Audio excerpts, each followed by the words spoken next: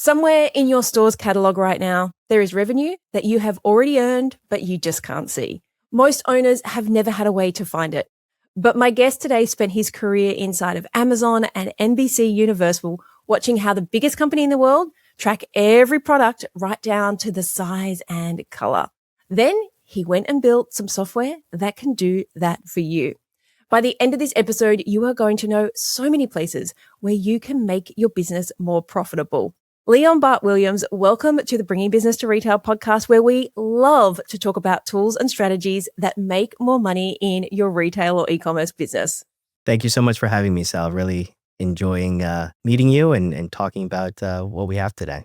Leon, you have spent years recruiting brands onto Amazon's marketplace, and you helped build Comcast's NBC Universal's first social commerce shopping experience on TV. Try saying that fast 3 times. If you say it fast 3 times, a genie will pop out somewhere. But wait, there's more. Then came you becoming the top Amazon sales leader, helping brands of all sizes grow on that platform. Leon, that must have been a wild ride. Can you share some stories with us about it? It was. I've had a very interesting career. Yeah. So I started my career in business development and partnerships. So I've been working with brands very closely for a very long time, and knew that I wanted to try to help them in different ways. And so when I was recruited to Amazon, I was there to help brands introduce them to new audiences, introduce them to new potential customers. And that was a wild ride. I got a front row seat of watching brands, selling maybe hundreds or thousands of dollars, maybe every other month, to going to sell millions overnight. So I got to see people, 1 or 2 people, retailers, turn into multimillionaires overnight. And it was quite a wild ride. So Amazon was a true education in how to use data to make smarter decisions around how to sell products, right? Surfacing the right product at the right time with the right price. I had the good fortune of sitting next to world-class product managers and engineers and designers who all use data in a way to make decisions. So understanding down to the variant level what size, what color, what style of product would convert a sale was all that Amazon optimized for. And I was fortunate to take those learnings and share that with retailers so they could be successful in their stores. So Amazon was quite an experience. Tell me about social commerce, though. Like, the reality is, if we think back in the day, even when I was a kid, the whole TVSN thing has been going for years. I remember back when I first started my retail business I started in 2007, but I remember in 2008 doing Facebook Lives where we would sell product, like so ghetto. You were writing people's names down on a piece of paper. Then came in things like comments sold, and now there are whole live streaming channels. There's for secondhand goods, there's Whatnot. That's a great big thing. TikTok, all the kids are doing it these days. But you, my friend, were there right back at the beginning. Tell us about that. And I would love to hear how you think social commerce has evolved over that period of time. Yeah, that was an amazing experience. So I spent, a few years at Amazon, and was then contacted by the chief marketing officer with a crazy idea to launch a social commerce, which it wasn't coined social commerce at the time. In 2017, it was more just shopping online, shopping live for NBC Universal. And that truly was groundbreaking in that a major broadcaster in NBC Universal wanted to make shopping at the moment of inspiration truly happen. And as you said, this has been the dream of brands and marketers and television networks, to where if you watch a show that you really love and you see an actor and actress wearing that dress or that suit, to be able to take out your phone, scan it, and then be able to shop immediately has always been a dream. So I was part of the founding team to build that technology and that go-to-market. And I think it was really transformational at the time. No one had really been doing it from a sort of a major broadcaster standpoint. So we had to think through the customer journey.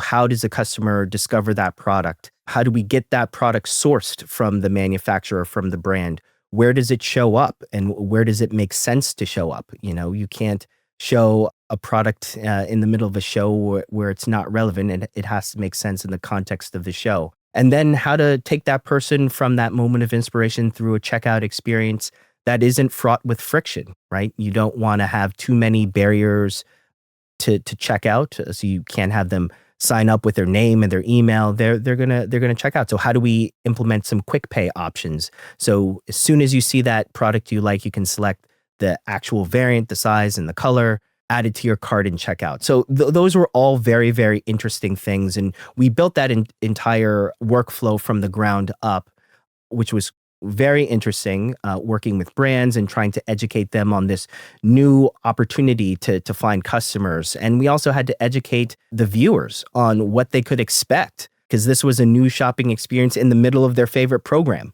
Why is there a shirt that just popped up that I can purchase? So there were a lot of business questions that we had to answer, workflow questions that we had to answer. And at the time, it was pioneering. We were using QR code technology to drive that sales experience. But it's since changed. I think even now, you mentioned TikTok Shop and Whatnot, two amazing platforms that are doing sales. I'm not deep into Whatnot, but I have used the technology and seen the technology. It's quite extraordinary. Their checkout experience is quite strong. The personalities and the influencers that they use to sell products is truly groundbreaking from where we were even just 5, 6, 7 years ago. So I expect live shopping to continue to grow over the years, and I'm sure more and more platforms and customers will get used to it. I think live shopping is very popular in other parts of the world. In the US, I think it's still growing, but Whatnot is doing very well from what I see from the outside. Yeah, from the outside, I'm getting absolutely spammed with their ads all through my social feed. And it's one of those things, I don't know about you, I am such a nerd when it comes to like first party data.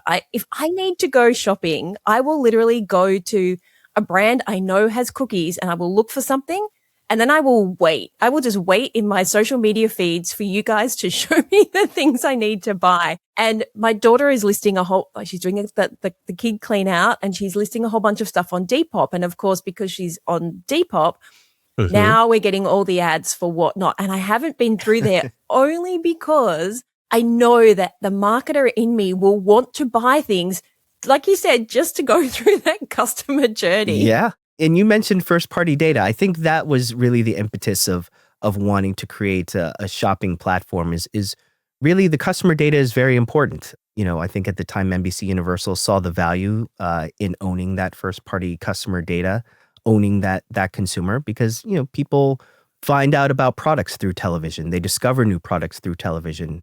So rather than, NBC sort of creating that moment of inspiration and then having Amazon, my other employer, get the sale, they said, well, why can't we do that? Why can't we play in the backyard of Amazon as well? So it was an interesting thesis and something that I think continues to prove itself out as we go along, and live stream shopping becomes bigger and bigger every single year. You mentioned earlier quick pay. And if I happen to be on the screen when people are watching, my smile gets so big when people have, let's just call it quick pay.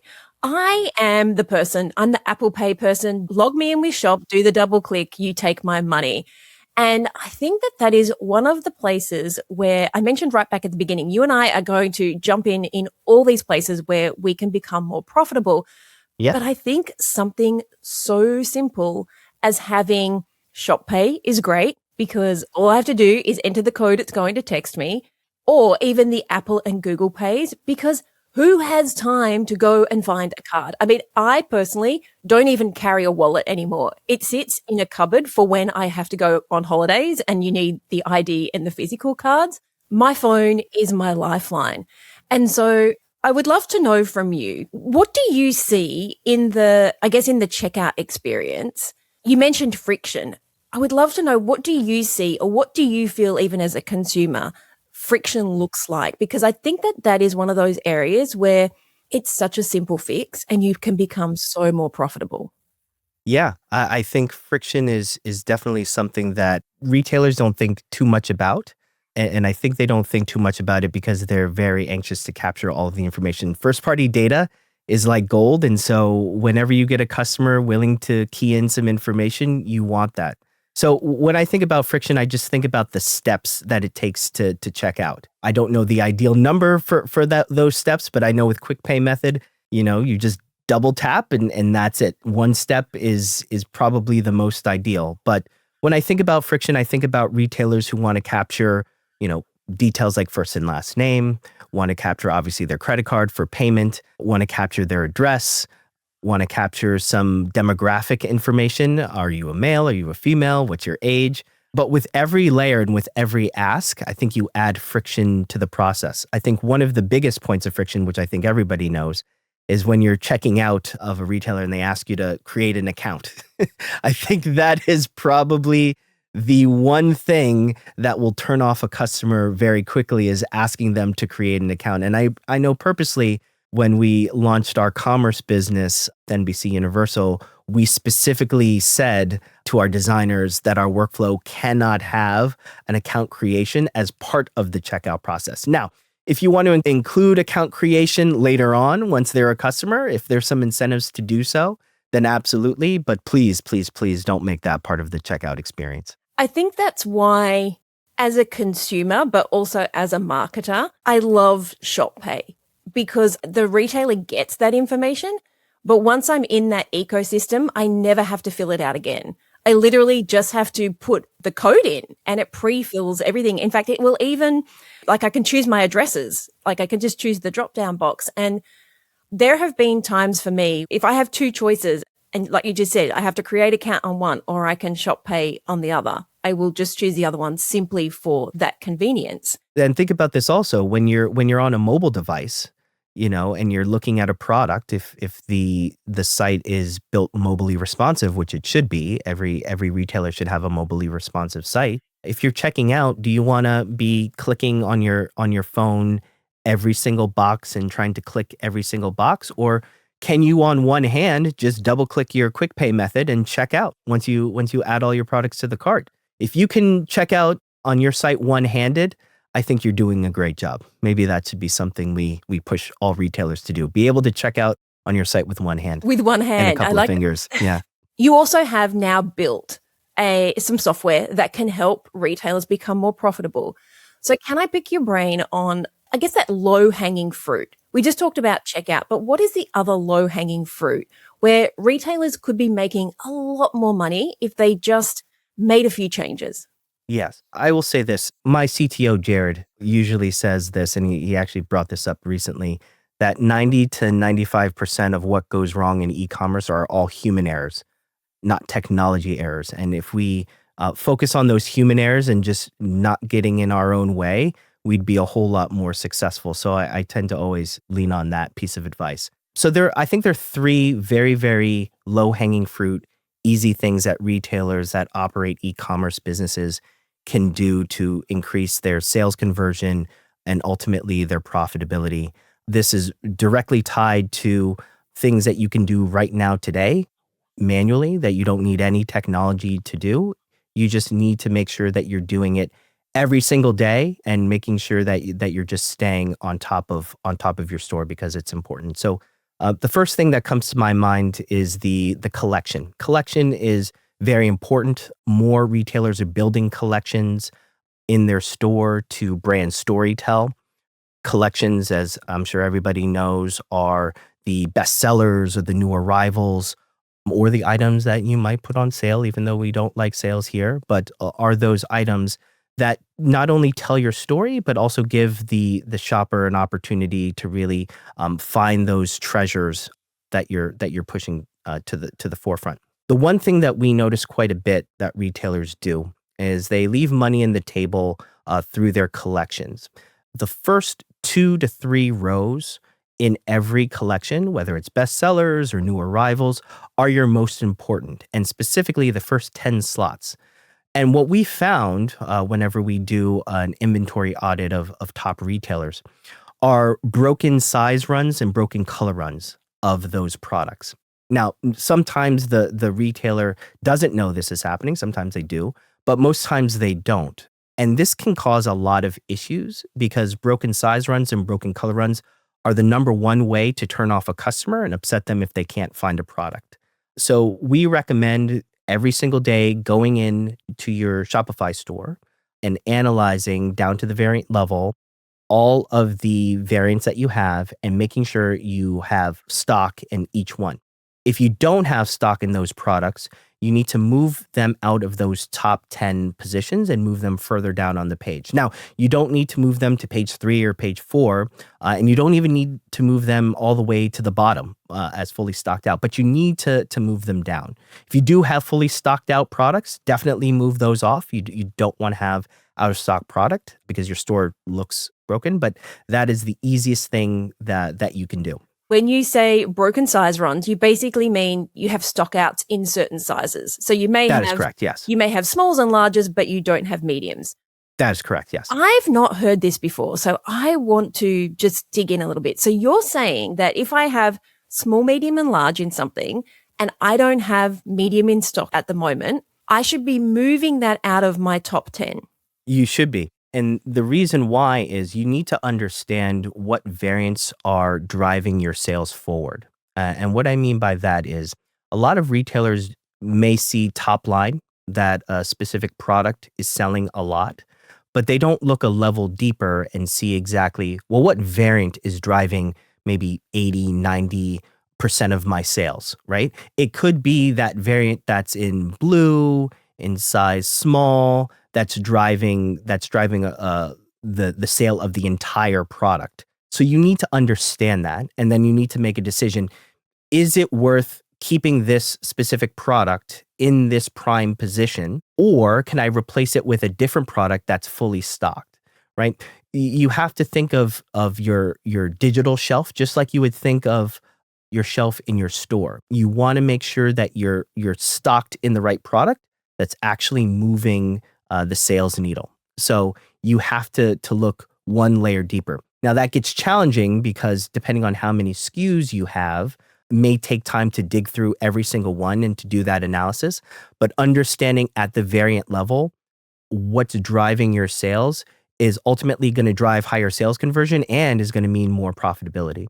I think this is something that people overlook, and I'm not sure if your software can help with that. With this, we can get to that in a minute, but if we're doing a collection or a category, we should go in and manually choose those first 10 products, which means we're not just defaulting to default. We're not defaulting to high to low. We're not defaulting to the latest collection. We are manually going in and adjusting what those first 10 are. Are we doing it based on traffic? Are we doing it based on sales? Like, how do we choose? Are we doing it by something we really want to push? I would love to know, what do you think we should be putting in those top 10 slots, making sure none of those are stocked out? Well, you said something very interesting, and I think it's definitely key that many people understand the defaults that are set into Shopify are very limited. In Shopify, you can manually move things around or rely on their default settings, which is best-selling, I think alphabetical order A to B or A to Z or Z to A. And that's really, or highest to lowest, and that's really it. And so there are not a lot of options when it comes to sorting in Shopify. And you have to be constantly sorting your product. You ask, well, what dimensions can you sort on? Well, one of the most popular that we have seen our retailers sort on are sorting by revenue. So you're sorting how quickly a product sells and specifically how much of that product sells. Now, we actually have built a pretty nice algorithm that kind of takes all of that factors all of that in when we're optimizing the site. But there may be other dimensions that you want to sort on. You may want to sort on units sold. You may want to sort on gross profit, which is the most profitable. You may want to sort on net revenue. You may want to sort on average order value of a product. These are all unique dimensions that you should be thinking about. You may want to sort on by inventory, maybe inventory that you have the most in, maybe you have inventory that you have the least in, that you're the least shallow and you want to burn through.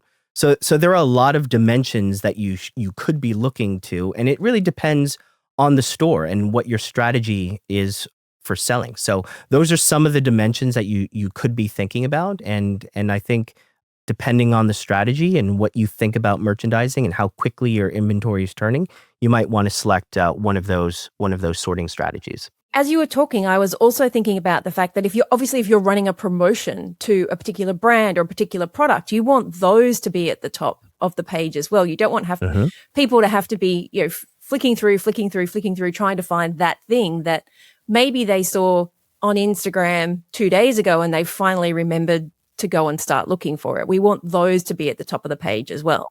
Now, I will also say sometimes there is a strategy where having out of stock product could be a strategy, right? If you're running a marketing campaign and those hero products still give you great brand recognition and brand awareness, you may still want to have those specific products pinned to your page. But you should know why you're sorting the way you're sorting.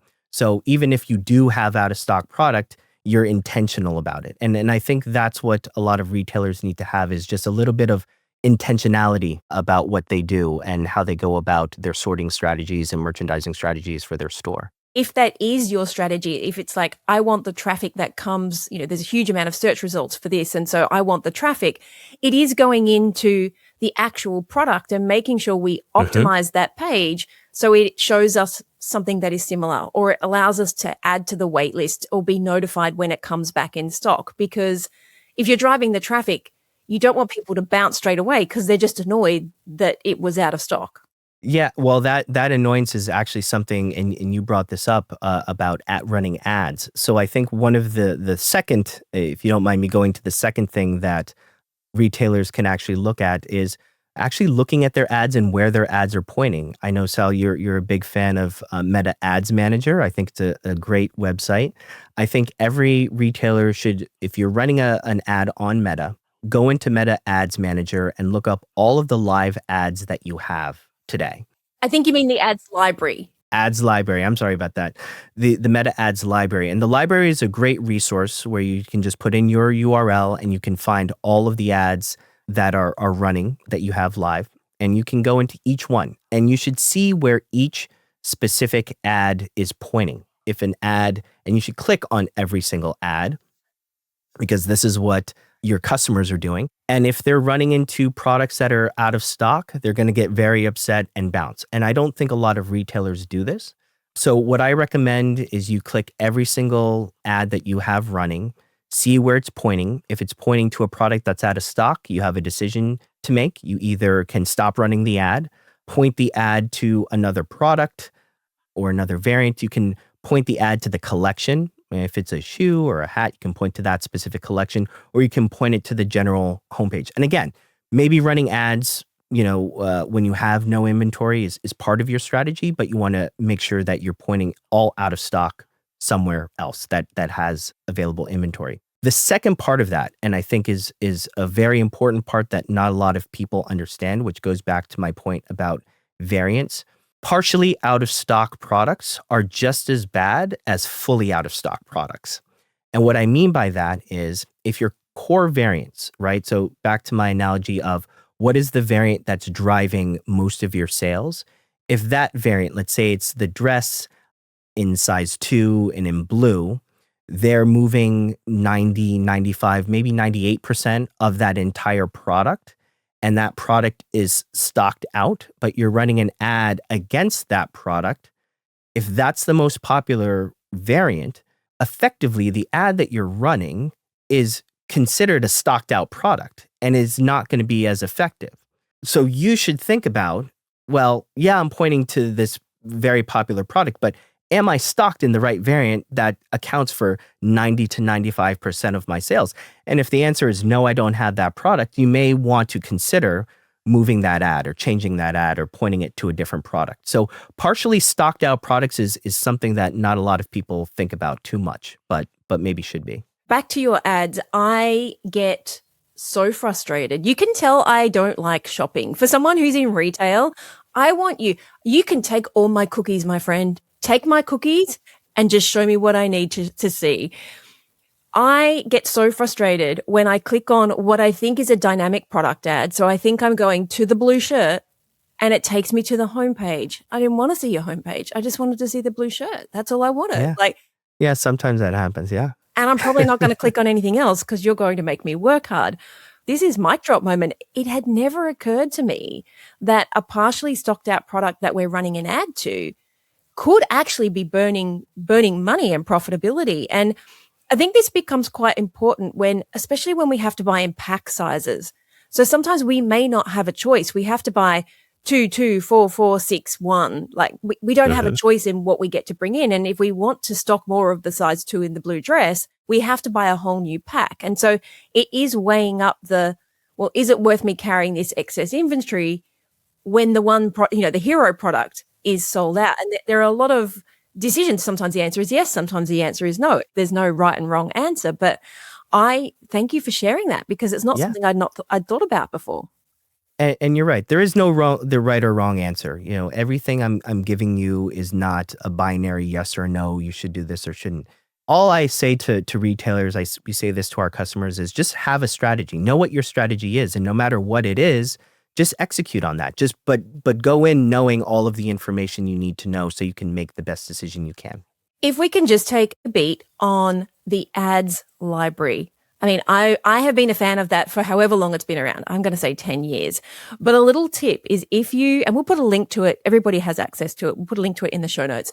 But you can actually sort on your competitors' ads. You can see anybody's ads. You can see my ads. You can see your ads. You can see anybody's ads. But you can also sort on the ones who have the highest impressions.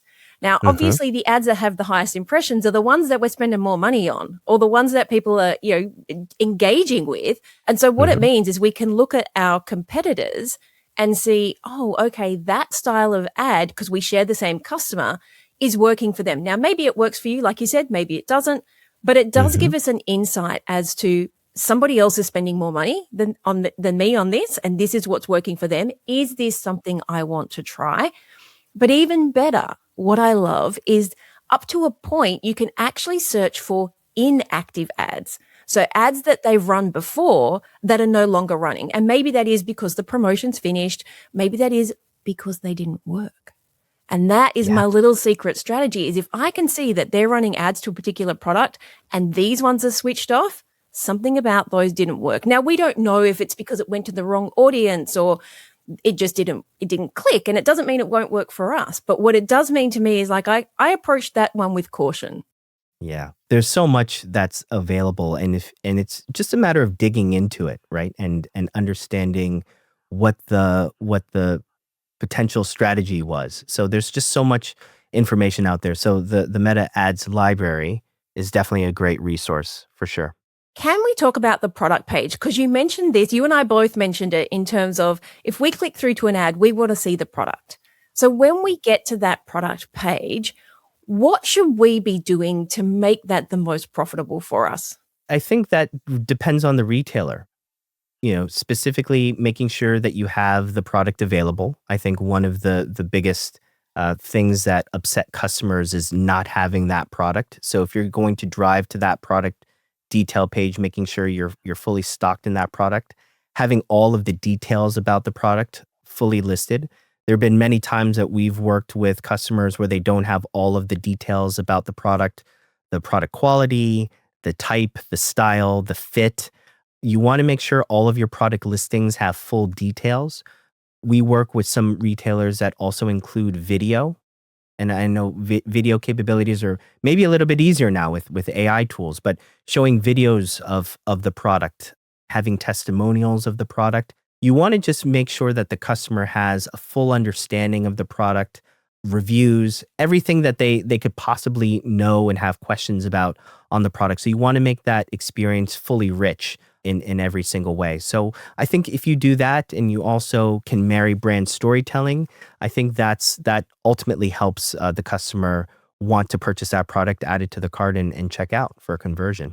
Do we need to be testing different things on product pages?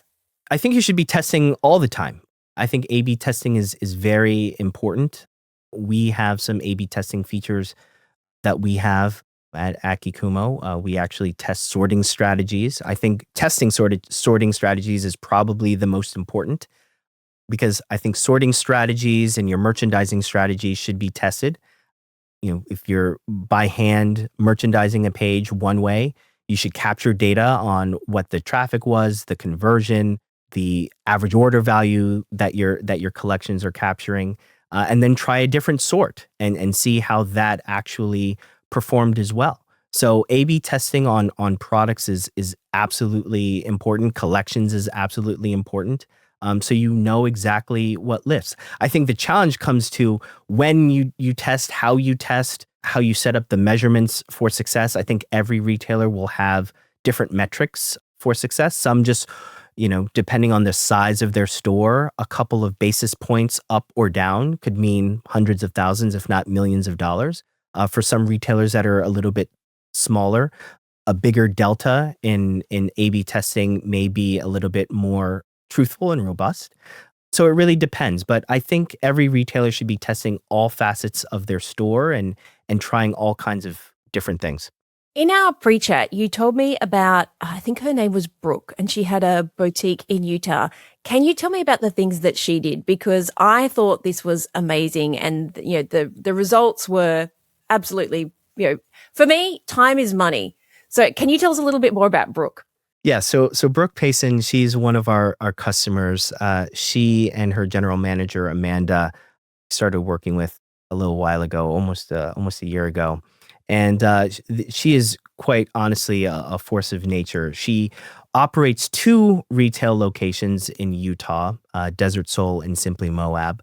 Both are amazing stores, and she also owns the accompanying e-commerce store. So she operates 2 separate e-commerce stores for each of the stores. And Desert Soul sells beauty and home decor products, and Simply Moab sells souvenir Moab, Utah inspired products. So both do extremely well. And Brooke does all of the things. She wears many hats as the owner and operator of the store. So she's hiring and training staff. She's managing the inventory. She's purchasing inventory. She's doing all the books. She's doing all the things, and Amanda assists her on many of those tasks. One of the biggest areas of time that Brooke spends is managing the inventory and actually reordering inventory. And she spends anywhere between 10 to 20 hours per week walking each of the stores and checking her online store for inventory levels of products. And honestly, it was pencil and paper, walking around, thinking about products, talking to her sales assistants, asking what was selling, trying to remember specific products that may have been in stock or important to her customers, or sometimes even calling the vendor of the products that she was selling and asking which were the most popular or which sold the most. So it was a very manual process in order to reorder products for her. And it was the most important. I mean, that meant either her business was in the red or the black, depending on specifically finding, sourcing, and getting the right products for reorder. So I'm smiling and nodding. I'm smiling and nodding, and everybody else is smiling and nodding as they listen, because I think whether you have a retail or e-commerce store, we can all relate to walking up and down the warehouse and looking at the boxes, or walking around the store and looking at the shelves, and then literally having to remember that wasn't there last week. What was there last week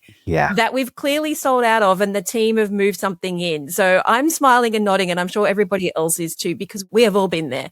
But I hear you're about to tell us there's a better option.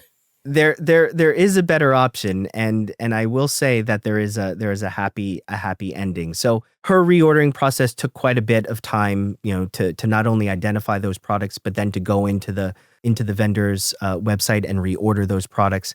But the challenge is she didn't know, again, down to the variant level, what to order and how quickly to order. So we worked with her through Akikumo, and we were actually able to identify the products that were selling not only on her e-commerce store, but also on her point of sale. So Brooke migrated from Square to Shopify POS, which was very helpful.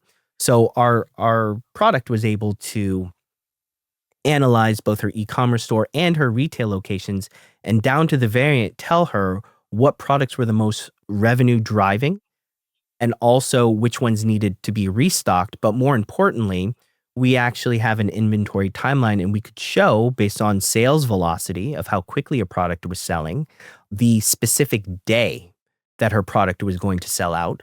So she could place a reorder ahead of that date and have that product restocked and backed on her shelf without losing any day of sales. And so that entire process of 10 to 20 hours we were able to drive all the way down to just 1 hour per week of just restocking a product, all because she had the data right in front of her and she could action on it in a couple of clicks. I mean, that makes my heart sing that, one, you can identify that so quickly.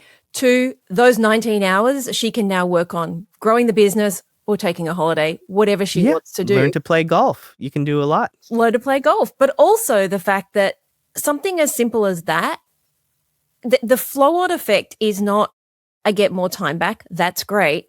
I make more money because I'm not out of stock of my product. But also, I think the thing that we forget there is the customer experience is, coming into the store and seeing nobody ever, I'm thinking the physical store and the e-commerce store, but no one wants to go to a store and see empty shelves, or no one wants to go to the store and there's one left of something, the dreaded one left of something. And so being able to reduce the amount that we spend on inventory but still have the stuff that sells, that to me, that's like a no-brainer. I don't know why anybody wouldn't want to do that. Well, it takes a lot of manual effort. If you didn't have a tool, all of this would have to be done manually. You'd have to manually calculate your sales velocity, which honestly, I wouldn't even know where to begin, how to calculate that, to understand where you're about to sell out. Most retailers are just doing this off of gut instinct or what they think or when they think a product is going to sell out, and they just place an order. And sometimes they're placing orders for too much stock or too little stock, and they really don't know exactly how much to purchase. And so I think through Akikuma and what we're doing, we give a sense of assurance that the data that you're looking at is accurate, and so you can make better decisions about restocking your shelves. Do you have any other case studies that you can share with me? Because that one makes me, I just really love to, you're not here to spruik the services, but what you're here to show us is how different life can be. Like if we think about Brooke, I'm just thinking as a business owner, to get half of my week back and to make more money and to have a better customer experience, that's the dream. And if we can continue to optimize things like that, then the reality is we grow exponentially so much faster with less effort. But it takes a lot of effort. I think most people listening and most people operating retail businesses understand is that you have so much to do and you have so many decisions. And so all of this analysis that we're talking about, understanding how quickly you're going to sell out of a product and doing the reordering and managing the collections and tracking to make sure your ads aren't pointing to out of stock, all takes a lot of time, but you should be doing it every day. But people don't have the time for that, right? And you have other decisions that you need to make. And that's really why I saw this as a challenge and really why I wanted to help just improve the process. I think Shopify is a great platform to sell products, but it doesn't teach you how to sell. It doesn't help you sell. It doesn't make selling easier. It's just a channel for you to sell. And so I think people want to have all this information. They want to be smarter, but sometimes it's not easy to download Excel spreadsheet from Shopify and start doing pivot tables, which does not sound fun at all. But also even now, you can't even take that data and put it into ChatGPT or Claude or whatever if you don't know the questions to ask. Absolutely. And we have people, and that is the hard part. And I my co-founder and Jared and I are very pro AI and using AI tools generally. But when it comes to your store, we always take the position of the information has to be correct. Can't hallucinate. And I know a number of retailers want to do that analysis and pull their information and put it into Claude or ChatGPT.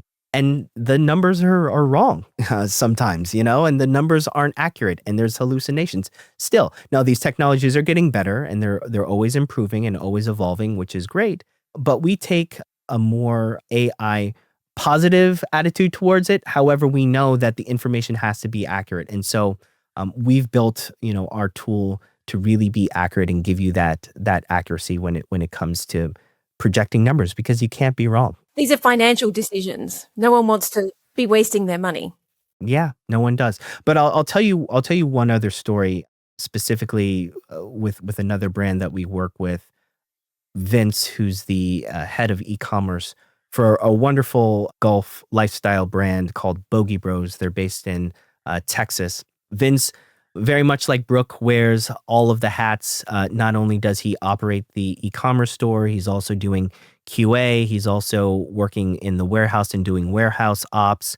He's taken on more responsibilities around marketing and coordinates marketing campaigns. And the one thing he does now that he took over was owning the sales process and putting products on sales. Now, I know putting things on sales is a little bit taboo, and I know we shouldn't do that. But in some cases, you got to get rid of the stock, right? Like you got to get rid of the inventory sometimes. Then sometimes when you overbuy in a certain design and you think it's going to sell and it doesn't sell, you have to do something. So Vince's process of creating a sale page was very manual, much like Brooke's process. He was going into the warehouse. He was identifying products that were overstocked.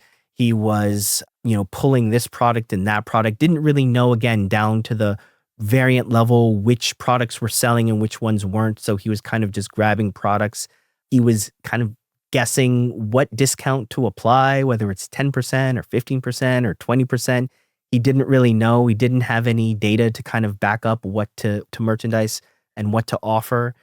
And then he'd build the collection page. He'd kind of just bulk discount products.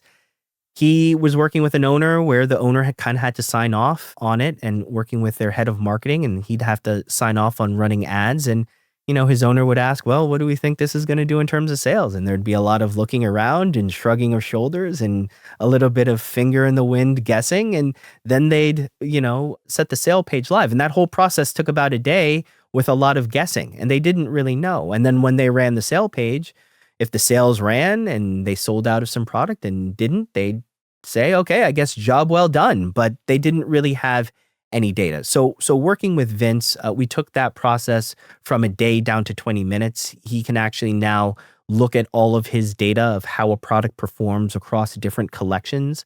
He can see where he has a lot of inventory or a little bit of inventory, whether he's deep or shallow in that inventory.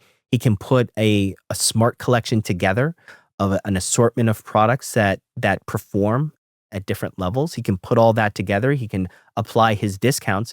And then when he runs the sale, he can actually track the performance of all of those products and see how those products perform and compare them to other collections or how that product performed in different collections. And so, the next time he builds a sale page, he can use historical data to say, this is what I project or what I think is going to happen with our sales page. And he can measure those things. And again, he can A/B test the sorting collections, and he can try different things. All of the things that I think retailers want to do, he can now do at the snap of a finger and do them fairly quickly. And so, stories like that where we just help save a lot of time, and we can save Vince a day, or if we can save Brooke, 20 hours a week and hand that time back, you can reallocate that time to so many other things. You can sell retail, you can sell wholesale, you can, go play golf or read a book or do other things. And so saving time, saving money, and making money are really what we want to do. And so I'm really happy for both Brooke and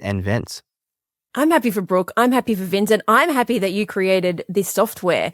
Can you please tell us, just remind us, I know you've said the name of the brand a few times now, but can you please tell us a little bit more about what it does, what it, like where we can find it, who it's suitable for, which is not something we normally do on this podcast. I'm going to be honest. I don't generally have someone who wants to sell a book or who wants to sell their software.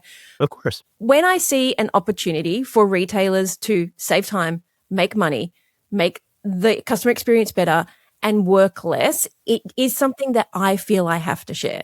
So the company's name is Akikumo, and really Akikumo is based on everything that I've learned throughout my time in my career at Amazon, at NBC, and my co-founder who spent time at Figs and Chewy in technical roles. And essentially what we've built is a 24/7 merchandising assistant. So assume you have someone right next to you doing all of this work for you.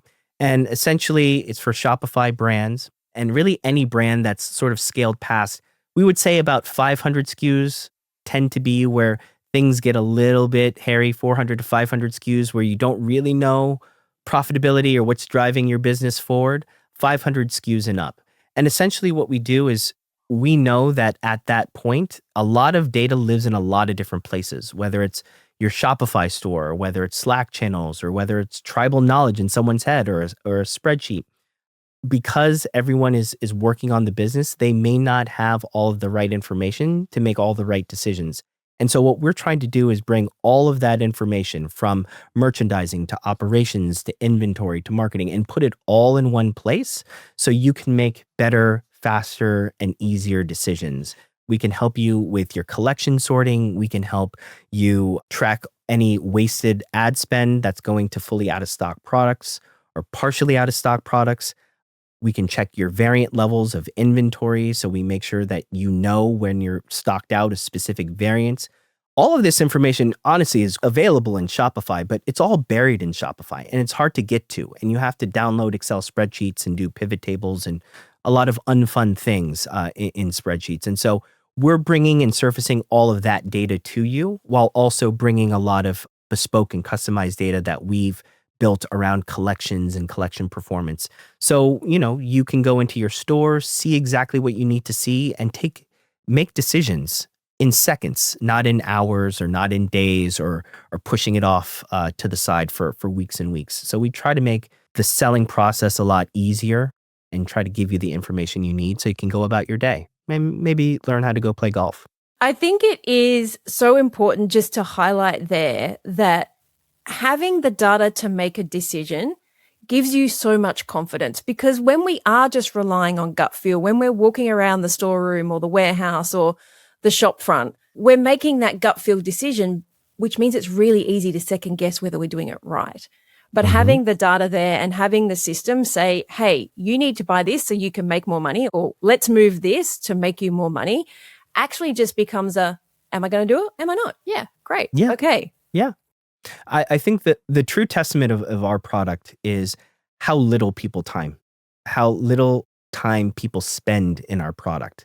Meaning, I want the retailer to come into our product and in seconds get the information they need and leave. I don't want you spending hours in our product and digging through reports and trying to figure things out. That's why, Jared and I have tried to build a product that is truly helpful and truly gives you what you need in seconds, not in minutes or in hours. And you can get what you want and you can make your decisions and you can go on with your business because you have much more important decisions to make than digging for that specific data point. And honestly, every business owner needs more time, more money, more sales, more profitability. Leon, thank you for sharing all of this knowledge and thank you for sharing your software. If people would love to check it out, where can they do that? Yeah, they can go directly to our site. It's Akikumo, AKIKUMO.com. We're also available in the Shopify App Store, so feel free to check us out there. We're offering a free 30-day trial of the product. You can download the product, spin it up in your store, see how it does, see if it's helpful to your business. And if people want to reach out to me, they can reach out to me directly via email. I'm happy to answer any kind of question, so they can just email me at leon@akikumo.com. I'm available on LinkedIn as well. Feel free to connect to me there as well. I mean, the 30-day free trial is a no-brainer. If you want to make more money, especially coming into peak season, go in, give it a try, and if it works for you, use it. There are a lot of aha moments, and I'll leave you with one, and this will be my last tip for the listeners. Unpublished products and making sure unpublished products after you stock out are published back to the site. So this happens quite a bit, and this always seems to happen when people first install. Whenever you stock out of a product, usually it's e-commerce person and an inventory person tend to make this mistake. You may unpublish a product and wait for it to be restocked. When the restock comes in, please remember to hit publish on that product again. I cannot tell you how many times, whether it's a big store or a small store, 2 weeks goes by and people start asking, wait, I thought that product came back in. Why isn't it selling? And somebody goes back into Shopify and sees, well, we did not publish that product. If you take anything, please publish the product. For me, it was the person coming in going, oh, I didn't see this on the website. I've been looking for this. And it's that, moment. Another awesome tip, Leon. Thank you so much for joining us. And thank you for sharing your knowledge from so many different places for the listeners of Bringing Business to Retail. Great. Thank you for having me, Sal. I appreciate it. So that's a wrap. I'd love to hear what insight you've gotten from this episode and how you're going to put it into action. If you're a social kind of person, follow me at the Salena Knight and make sure to leave a comment and let me know. And if this episode made you think a little bit differently, or gave you some inspiration, or perhaps gave you the kick that you needed to take action, then please take a couple of minutes to leave me a review on your platform of choice. Because the more reviews the show gets, the more independent retail and e-commerce stores just like yours that we can help to scale. And when that happens, it's a win for you, a win for your community, and a win for your customers.